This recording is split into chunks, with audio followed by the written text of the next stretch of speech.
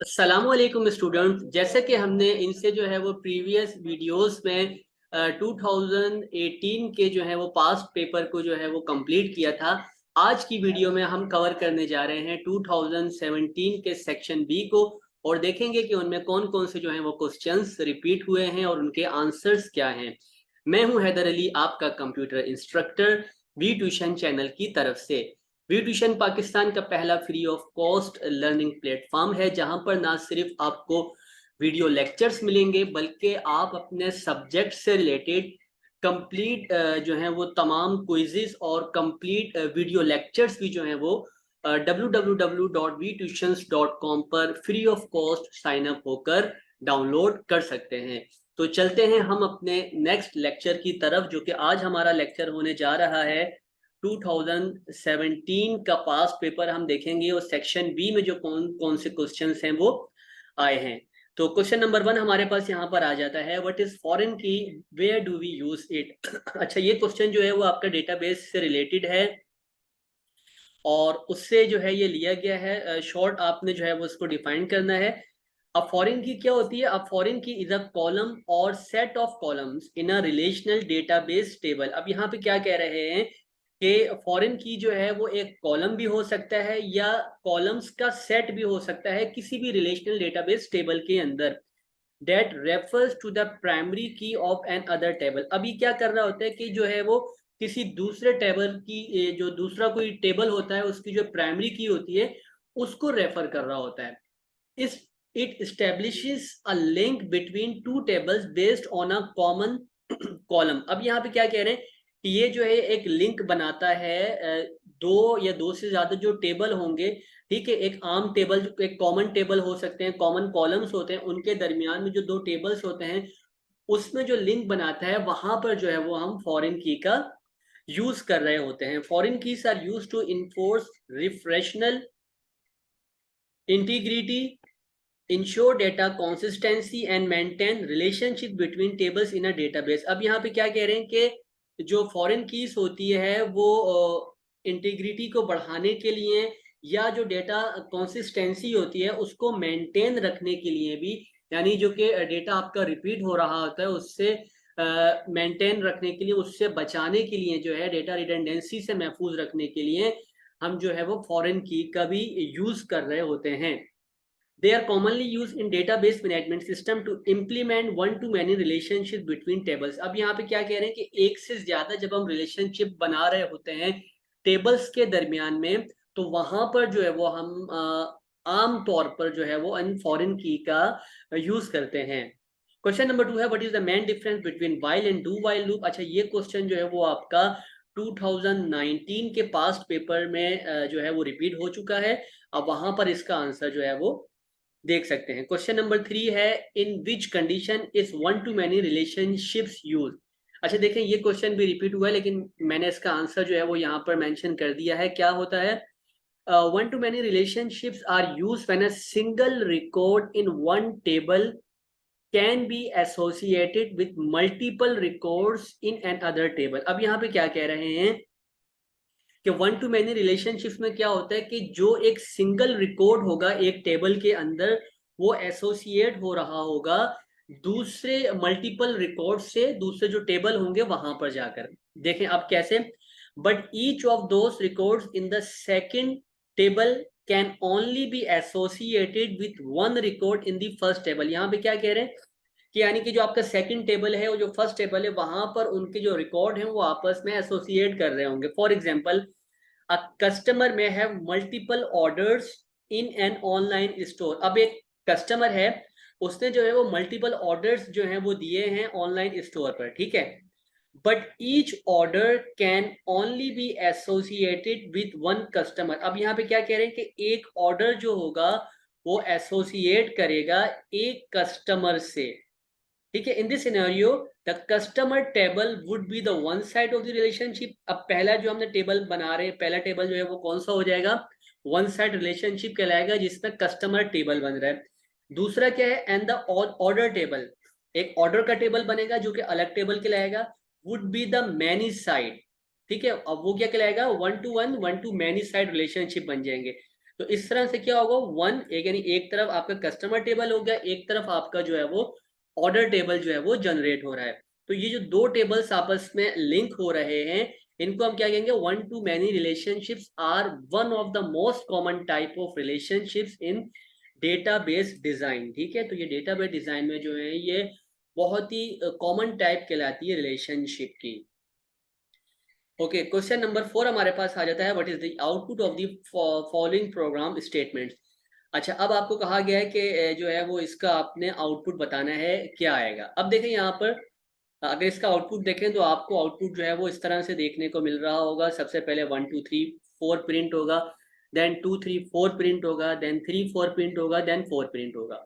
अब ये वर्क किस तरह से कर रहा है, पहली बात तो ये कि देखें एक फोर लूप यहाँ पे यूज हो रहा है और एक फोर लूप जो है वो यहाँ पे यूज हो रहा था। इट मीन्स कि ये जो है वो आपके कौन से लूप कहलाएंगे, ये आपके कहलाएंगे नेस्टेड लूप कहलाएंगे। ठीक है, नेस्टेड फोर लूप, यानी कि फोर लूप्स का लूप के अंदर जो है वो हम लूप का यहाँ पर जो है वो यूज कर रहे हैं। तो अब यहाँ पे देखें, पहला जो हमारे पास फोर लूप है उसमें क्या है, ये आपका कहलाता है आउटर लूप और ये कहलाएगा इनर लूप। जो इन ब्रैकेट्स के अंदर आप देख रहे हैं ये इनर लूप है और ये बाहर का जो है वो आउटर लूप कहलाएगा। अब यहाँ पे एक इंटीजर डेटा टाइप लिए ए, और ए को हमने बराबर करवाया किसके, वन के, यानी ए की वैल्यू क्या है, वन है, और ए लेस देन 5, यानी ए की वैल्यू 1 से स्टार्ट होगी और 5 से कम होगी, यानी कि ए की वैल्यू 1 से शुरू होने के साथ 4 तक जो है वो जाएगी और उसमें ए प्लस प्लस, यानी कि यहाँ पर जो है वो इंक्रीमेंट लगता रहेगा। अब यहाँ पे क्या कह रहे हैं, फोर बी की वैल्यू क्या है, ए, यानी बी जो है वो बराबर होगा ए के, और बी भी जो है वो लेस देन होगा 5 से, यानी कि बी की वैल्यू भी जो है वो 4 तक जाएगी, उसमें इंक्रीमेंट लगता रहेगा। और यहाँ पे प्रिंट है परसेंट डी और बी, यानी पे यहाँ पे क्या कर रहे हैं कि हम जो बी की वैल्यू है उसको प्रिंट करवाते जा रहे हैं, और फिर हम क्या कर रहे हैं, बैक स्लैश एन, यानी कि न्यू लाइन में लाने के लिए हम बैक स्लैश एन का यूज करेंगे, उन वैल्यूज को प्रिंट करवाएंगे। तो सबसे पहले हम देखेंगे इस लूप को, हम देखते हैं देखें किस तरह से वर्क कर रहा है ये। अब यहाँ पे क्या है देखें, बी इक्वल्स टू 1, ठीक है, B less than equals to 5, B plus plus, B की वैल्यू क्या है, बी यानी बी जो है वो ए के बराबर है, और ए की वैल्यू हमारे पास क्या है, अभी ए की वैल्यू हमारे पास है 1। ठीक है, और तो क्या होगा कि ए की वैल्यू हमारे पास 1 है और उसमें जो है वो इंक्रीमेंट लगता रहेगा, कब तक लगता रहेगा, जब तक उसकी वैल्यू जो है वो 5 से कम ना हो जाए। तो इसने क्या किया, ए को प्रिंट करवाया, उसके बाद दोबारा से इंक्रीमेंट लगा, यानी देखें अब बी की वैल्यू क्या है, ए बराबर है आपका 1 के, 1 प्रिंट हो गया। अब यहाँ पे क्या है, बी प्लस प्लस, यानी कि बी एक जो है वो इंक्रीमेंट लगता रहेगा, 1 बाय 1 इंक्रीमेंट लगेगा। तो यहाँ पे बी की वैल्यू 1 थी, ठीक है, तो 1 आप जो है वो प्रिंट हो गया। अब बी की वैल्यू क्या हो जाएगी, 2, बी की वैल्यू 2 हो गई। अब 2 जो है वो क्या है, 5 से छोटा है, तो 2 प्रिंट हो गया। ठीक है, अब उसके बाद दोबारा इंक्रीमेंट लगेगा, बी की वैल्यू हो जाएगी 3, 3 जो है वो, अब आप देखें यहाँ पर जो है वो 5 से छोटा है, तो 3 प्रिंट हो जाएगा। इसी तरह से 4 होगा, या फिर एक और इंक्रीमेंट लगेगा तो 4 हो जाएगा। अब 4 क्या है, जो कि 5 से छोटा है, तो 4 जो है वो प्रिंट हो जाएगा।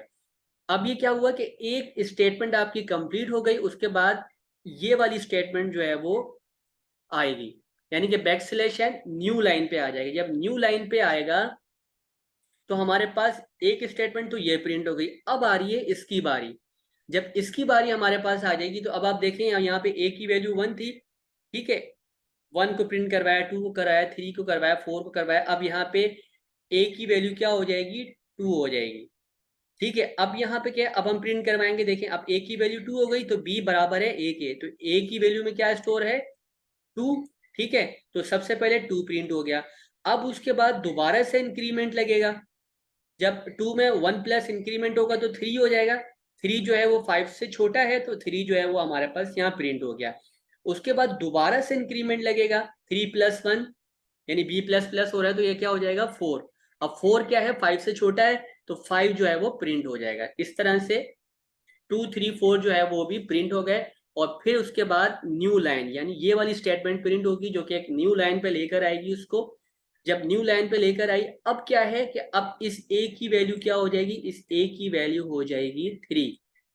ठीक है, अब जैसे बी इक्वल्स टू ए, यानी b की वैल्यू a के बराबर है, एक में क्या स्टोर है 3, तो अब 3 जो है वो प्रिंट हो गया। अब 3 में क्या लगेगा, इंक्रीमेंट लगेगा, जब 3 में b प्लस प्लस होगा तो यानी कि 1 इंक्रीमेंट हो गया 4, 4 जो है वो 5 से छोटा है तो 5 प्रिंट हो जाएगा। ठीक है, अब यहाँ पे 5 नहीं आ सकता क्योंकि 4 हमारे पास वैल्यू ही 5 से छोटी है, तो यहाँ पे 4 जो है वो प्रिंट हुआ और उसके बाद ये वाली स्टेटमेंट दोबारा से प्रिंट होगी और न्यू लाइन स्टेटमेंट पे आ जाएगा। जब न्यू लाइन स्टेटमेंट पे आएगा तो a की वैल्यू हमारे पास हो जाएगी 4। ठीक है, तो b इक्वल्स टू a, यानी a में क्या स्टोर है, 4 स्टोर है। अब क्या है, इसने क्या कर दिया, 4 को यहाँ पर प्रिंट करवा दिया। अब जब 4 को यहाँ पे इसने प्रिंट करवाया तो ये क्या होगा, यहाँ पे एक इंक्रीमेंट लगेगा, तो b प्लस प्लस जब इंक्रीमेंट होगा तो 4 की वैल्यू क्या हो जाएगी 5। अब 5 जो है वो क्या हो रही है, कंडीशन यहाँ पर अगर आप चेक करें तो ये कंडीशन क्या हो रही है, फॉल्स हो रही है। क्यों, क्योंकि हमने वैल्यू को जो लेना है वो 5 से लेस देन लेना है, 5 से ग्रेटर देन वैल्यू नहीं हो सकती, तो लेस देन वैल्यू है तो यहाँ पे कंडीशन फॉल्स होगी और हम लूप से जो है वो टर्मिनेट हो जाएंगे। तो इस तरह से जो है वो आपके पास ये वाला जो आउटपुट है वो आपको देखने को मिल जाएगा। ओके, क्वेश्चन नंबर 5 है, what do you mean bye function prototype. Function prototype जो है वो किसको कहा जाता है। In C language, a function prototype is a declaration of a function that specifies its names, return type and parameter types। अब यहाँ पे क्या कह रहे हैं कि एक फंक्शन एक C लैंग्वेज के अंदर फंक्शन प्रोटोटाइप जो होता है वो एक ऐसी फंक्शन की डिक्लेरेशन होती है जिसमें उसका नेम स्पेसिफाई किया जाता है, उसकी रिटर्न टाइप को स्पेसिफाई किया जाता है और जो पैरामीटर टाइप्स होती है उसको भी वहां पर स्पेसिफाइज किया जाता है। It is typically placed at the beginning of the programme before the function is defined और कॉल्ड। क्या कह रहे हैं कि ये अक्सर जो है हम तब यूज कर रहे होते हैं जो कि एक प्रोग्राम है उसके बिगिनिंग में जो है वो इस फंक्शन प्रोटोटाइप को जो है वो रखा जाता है। ठीक है, उसको कॉल करवाने के लिए। And helps ensure that the function is use correctly bye checking that the types of the arguments match the functions parameter. अब यहाँ पे क्या कह रहे हैं कि ये हेल्प करता है फंक्शन को कि वो करेक्टली चेक करे जो भी उस आर्ग्यूमेंट की टाइप है उसको और उसको मैच करे जो भी फंक्शंस के पैरामीटर्स हैं उससे। क्वेश्चन नंबर 4 हमारे पास 6 है, what is the operator precedence, right the precedence of arithmetic operators. ठीक है, ऑपरेटर प्रेसिडेंस किसको कहा जाता है और अर्थमेटिक ऑपरेटर्स के प्रेसिडेंस को आपने जो है वो यहाँ पर बताना है, लिखना है। तो operator precedence determines the order in which operators are evaluated in an expression. यानी कि ये और ऑपरेटर प्रेसिडेंस आपको ये बता रहा होता है, ये ऑर्डर होता है इसमें कि एक जो है वो ऑपरेटर को जो है वो एक एक्सप्रेशन के अंदर किस तरह से आपने इवेल्युएशन उसकी जो है वो करवानी है। दूसरे अल्फाज में अगर हम कहें, it specifies which operator is evaluated first and which one is evaluated next। यहाँ पे क्या मतलब है कि इसमें ये हम स्पेसिफाई कर रहे होते हैं कि कौन सा ऑपरेटर हम पहले जो है उसको इवेल्युएशन करवाएंगे, कौन सी ऑपरेटर की जो है वो हम बाद में इवेल्युएशन करवा रहे होंगे। अब देखें यहाँ पे क्या है, in C language the arithmetic operators have the following precedence in decreasing order of precedence. अब यहाँ पे देखें यूनरी प्लस एंड माइनस। अब यहाँ पे क्या है, प्लस एंड माइनस ऑपरेटर का आप यूज कर सकते हैं, मल्टीप्लीकेशन डिवीजन एंड रिमाइंडर्स का यूज आप कर रहे होते हैं, एडिशन एंड सब्ट्रैक्शन का यूज कर रहे होते हैं। अब देखिए यहाँ पे किस तरह से इसको हम डिफाइन कर सकते हैं। फॉर एग्जाम्पल हमारे पास एक एक्सप्रेशन है जिसमें हम कह रहे हैं कि 2 प्लस 3 मल्टीप्लाई बाय 5। ठीक है, अब ये एक्सप्रेशन है, इसको आपने सॉल्व करना है। तो इसमें क्या होता है कि या तो आप सबसे पहले डिवाइड का फॉर्मूला सॉल्व कर रहे होते हैं, डिवाइड के बाद आप मल्टीप्लीकेशन कर रहे होते हैं, देन प्लस माइनस कर रहे होते हैं।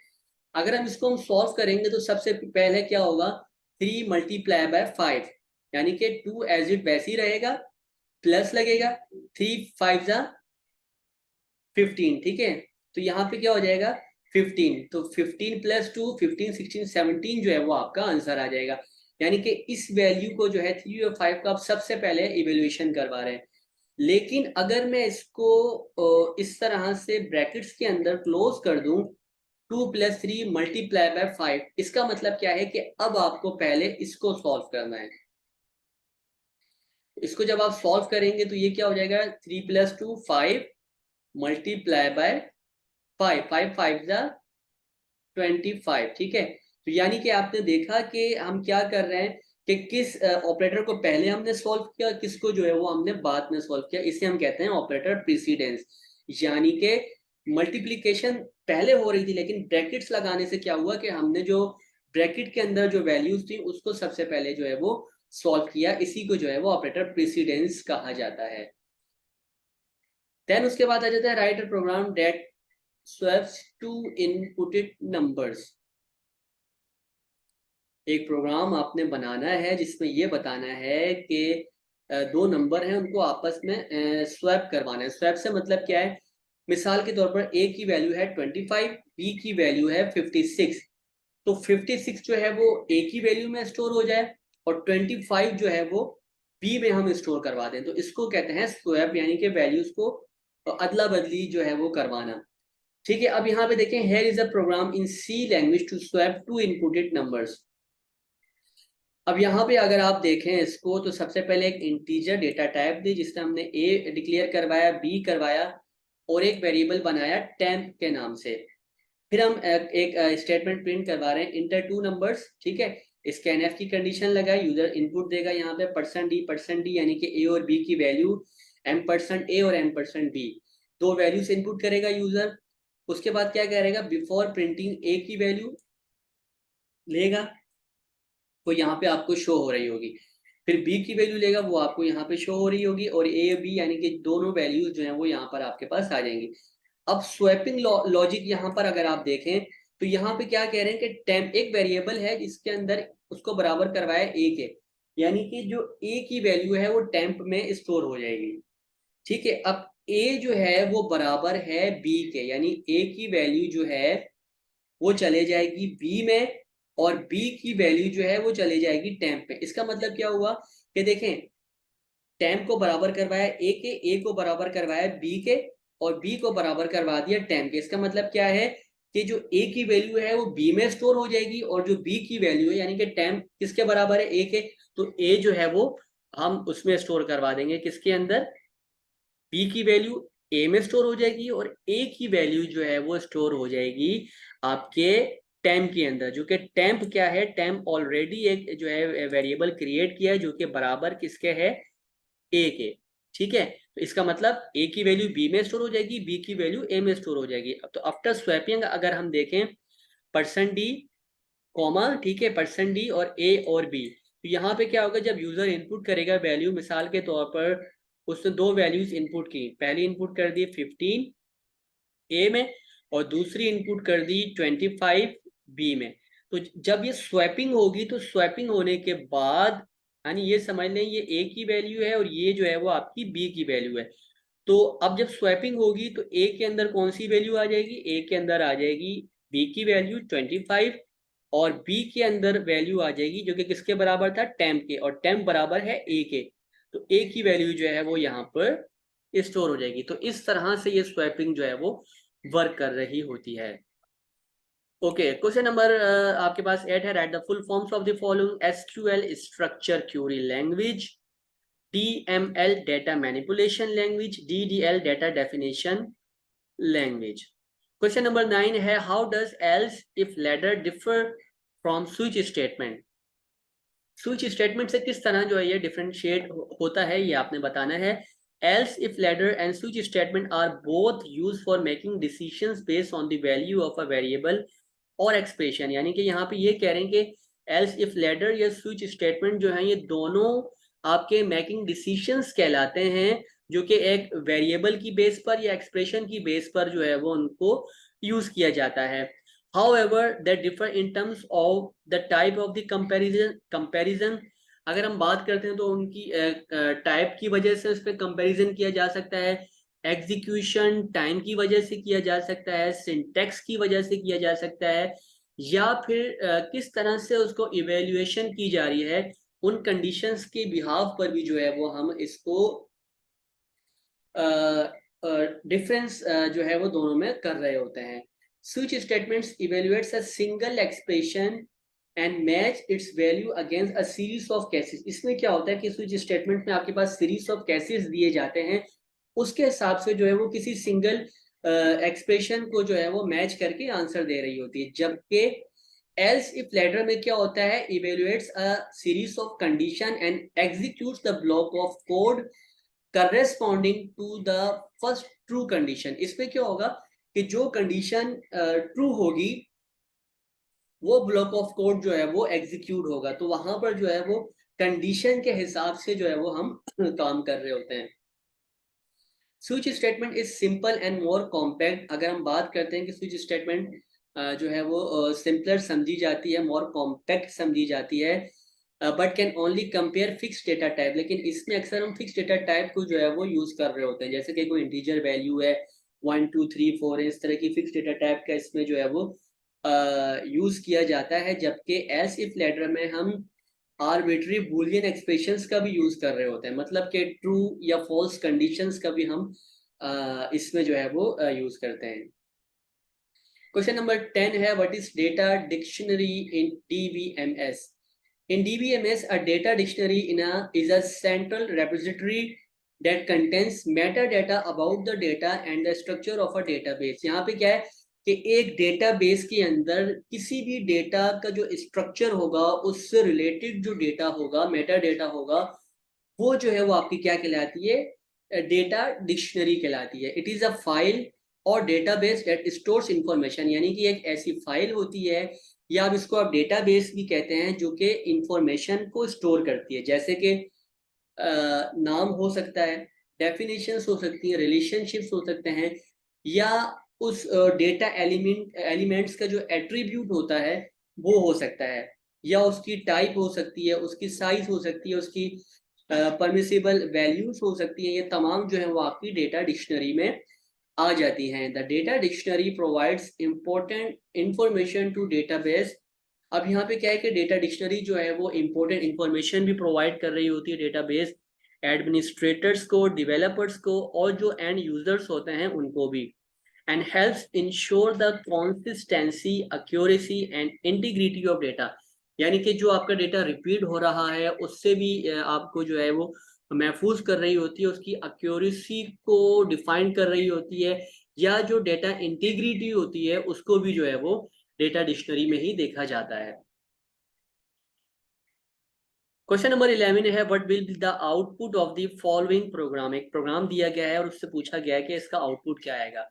ठीक है, अब यहाँ पे देखें, एक वेरिएबल है इंट n इक्वल टू 5, यानी n की वैल्यू जो है वो किसके बराबर है, 5 के बराबर है। अब यहाँ पे कंडीशन अप्लाई कह रहे हैं कि अगर इफ n जो है वो लेस देन होता है 1 से, जो कि नहीं है, तो प्रिंट हो जाए हेलो। अगर n जो है वो बराबर होता है 5 के तो प्रिंट हो जाए हाय, वरना एल्स अदरवाइज क्या प्रिंट हो जाए, नो। तो आंसर क्या है कि जब हम इसका आउटपुट देखेंगे तो जैसे मैंने आपको बताया कि एक वेरिएबल हमने बनाया है एन और उसकी वैल्यू जो है वो 5 है, तो जाहिर सी बात है जो ये वाली जो ट्रू कंडीशन होगी वो ही हमारे पास प्रिंट हो रही होगी।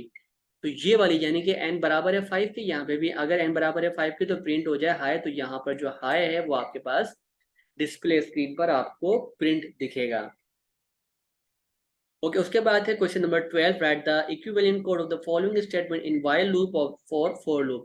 एक फॉर लूप दिया गया है और आपसे कहा गया है कि इसको आप व्हाइल लूप में जो है वो कन्वर्ट कर दें। तो अब आप देखिए यहाँ पे क्या किया कि for A equals to 1 A less than, अब यहाँ पे ए जो है वो ऑलरेडी एक इंटीजर डेटा टाइप है। जब इसको आप इसमें कन्वर्ट करेंगे तो सबसे पहले आप लेंगे इंटीजर ए इक्वल्स टू 1, ठीक है, उसके बाद सेमी कॉलम आ जाएगा।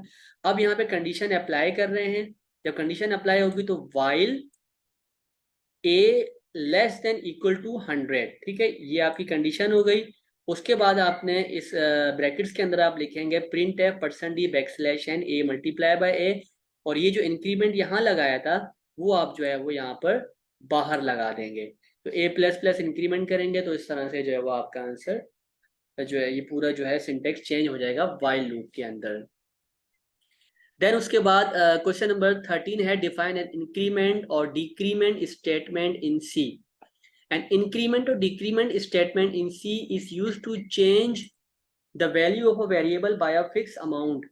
अब यहाँ पे क्या क्या कह रहे हैं कि एक वेरिएबल की जो एक फिक्स वैल्यू होती है उसको जो चेंज करने के लिए हम या तो इंक्रीमेंट का यूज कर रहे होते हैं या फिर जो है वो हम डिक्रीमेंट का यूज कर रहे होते हैं। अब increment operator increase the value of variable by one. ये जो है वो वेरिएबल की जो वैल्यू होती है उसको वन से जो है वो इंक्रीज करने के लिए यूज किया जाता है, जबकि डिक्रीमेंट ऑपरेटर जो है वो वैल्यू ऑफ वन यानी कि वन से जो है उसको डिक्रीज करने के लिए यूज किया जाता है। These operators can be used in a variety of ways such as in a loops में इसका यूज कर सकते हैं, असाइनमेंट में यूज किया जाता है, कंडीशनल स्टेटमेंट में यूज किया जाता है, या परफॉर्म इटरेटिव और conditional operations on a variable. एक वेरिएबल पे अगर आपको कंडीशंस ऑपरेशंस अप्लाई करने हैं तो वहां पर भी जो है वो आप इसी इंक्रीमेंट या डिक्रीमेंट ऑपरेटर का यूज कर रहे होते हैं। The increment or decrement operations can be applied to a variable either as a postfix a plus plus या prefix plus plus a operator का भी आप यूज कर रहे होते हैं, which affects the order in which the operation is performed with respect to other operations। ठीक है, ये उसके मुताबिक ही जो आप कंडीशन से अप्लाई कर रहे होते हैं उसके मुताबिक आप इन ऑपरेटर्स का जो है वो यूज करते हैं, या तो पोस्टफिक्स का यूज कर रहे होते हैं या फिर प्रीफिक्स का यूज कर रहे होते हैं। क्वेश्चन नंबर 14 है define the following file opening modes in C. ये जो है वो आपका 2018 के पास पेपर में रिपीट है, वहां पर जाके आप इनके आंसर्स को देख सकते हैं। क्वेश्चन नंबर आपके पास 15 है define debug the following programme. एक प्रोग्राम दिया गया है, इसमें आपने बताना है कि मिस्टेक्स क्या हैं। अब देखते हैं क्या मिस्टेक है। देखें, void main void print F I am a good programmer. ठीक है, और अब यहाँ पे मिस्टेक्स, पहली मिस्टेक क्या है, यहाँ ये वाली। सबसे पहले हेडर फाइल का यूज होगा hash include stdio dot H, क्योंकि प्रिंट एफ स्टेटमेंट आप यूज कर रहे हैं, ये आपकी स्टैंडर्ड लाइब्रेरी के अंदर मौजूद होती है।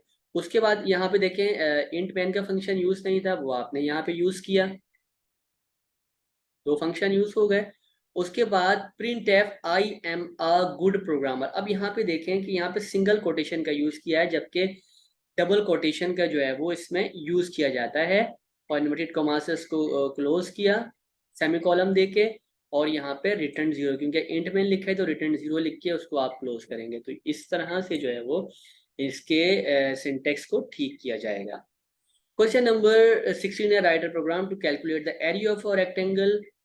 ये प्रोग्राम जो है वो आपका 2021 के पास पेपर में रिपीट है, वहां पर आप इसके आंसर को देख सकते हैं। क्वेश्चन नंबर 17 है what do you mean by reserve words in C language. ये क्वेश्चन भी आपका 2022 के पास पेपर में रिपीट है, वहां पर इनके आंसर को जो है वो देख सकते हैं। और क्वेश्चन नंबर 18 है convert the following algebraic expressions into C equivalent format. अच्छा, ये क्वेश्चन बार बार देखें उसी तरह से जिस तरह मैंने आपको समझाया था, सेम एज इट वैसे ही इनको करना है। तो पहला क्वेश्चन यहाँ पर देखते हैं, हमारे पास है x equals to B square minus C square. यहाँ पर अगर आप देखें B square minus C cube divided by 2bc। तो अब यहाँ पे क्या आता है, जैसे मैंने आपको बताया था कि आप इसमें एक बेस का यूज कर रहे होते हैं और एक पावर का यूज कर रहे होते हैं। ठीक है, बेस और पावर का जो है वो हम यहाँ पे काम करते हैं। तो अब जब इस वाले क्वेश्चन को हम देखेंगे, इस वाली वैल्यू को देखेंगे, बी का स्क्वायर, सबसे पहले फॉर्मूला लगेगा पावर बी यानी कि बेस है। ठीक है, और पावर हमारे पास क्या है, 2 है, तो 2 आ जाएगा। ब्रैकेट क्लोज कर दी, माइनस लगाया। अब इसको सॉल्व करें तो कैसे होगा, पावर सी क्या है, बेस है, और 3 क्या है, पावर है। तो इस तरह से इसके आंसर आ जाएंगे। आप नीचे कोई भी आप साइन आपको नहीं दिख रहा, तो ये वैल्यू नीचे क्या हो रही है, मल्टीप्लाई हो रही है। तो 2 multiply by B multiply by C, तो ये जो है वो इसका आंसर हो जाएगा। इसी तरह से हमारे पास देखें ये वाला क्वेश्चन है जो कि under root X plus Y plus Z cube में आ रहा है, जो कि अंडर रूट में वैल्यू होती है हम उसको लिखते हैं SQRT। उसके बाद अंडर रूट खत्म हो जाएगा, ब्रैकेट लगेगी x प्लस वाई प्लस, अब यहाँ पे देखें फिर पावर का फंक्शन यूज हो रहा है, तो पावर z,3, z जो है वो b हो जाएगा यानी कि बेस, और 3 जो है वो पावर हो जाएगी, इसका आंसर। इसी तरह से अगर आप ये वाला देखें तो 4/3 पाई r क्यूब। अब पाई की वैल्यू क्या है 3.14, ठीक है। तो 4, अब इसके सॉल्यूशन में क्या करेंगे, 4/3, बीच में कोई साइन नहीं है, मल्टीप्लाई हो जाएगा। अब पाई की वैल्यू क्या आ गई 3.14, ब्रैकेट क्लोज की, मल्टीप्लाई लगाया r। अब r और 3 क्या है ये देखें, दोबारा से पावर का फॉर्मूला यूज हो रहा है, जो कि r बेस है और 3 पावर है, तो पावर r,3 ये आपका जो है वो आंसर हो जाएगा, ठीक है। तो इस तरह से जो है वो इसको सॉल्व किया जाता है। तो ये था हमारा आज का लेक्चर, जिसमें हमने सेक्शन बी 2017 के पास्ट पेपर को जो है वो डिस्कस किया। इंशाल्लाह नेक्स्ट वीडियो में जो है वो सेक्शन सी को, जो कि डिटेल्ड आंसर क्वेश्चंस होंगे 2017 के, उसको डिस्कस करेंगे। अगर आपको वीडियो पसंद आए तो इसको लाइक ज़रूर कीजिएगा और अपना बहुत सारा ख्याल रखिएगा। अल्लाह हाफिज़।